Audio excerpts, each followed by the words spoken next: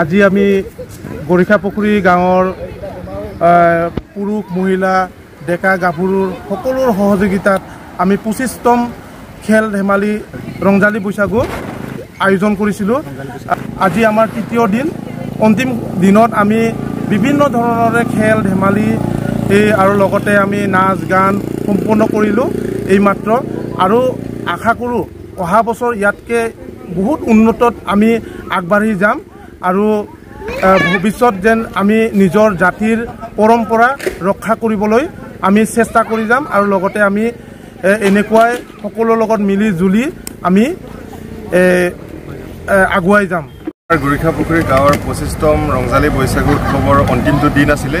আজিৰ দিনত আপোনাৰ শেহতীয়াকৈ যিখিনি খেলুৱৈ আছিলে প্ৰতিযোগিতামূলক, তাত তেখেত লোকসকলক প্ৰাইজ বিতৰণি কৰা হ'ল।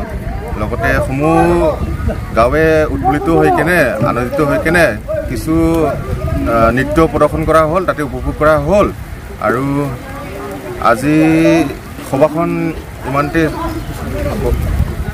সুচাৰুৰূপে চলি কেনে আজিলৈ ইমানতে আজি সামৰণি মৰা হ'ল।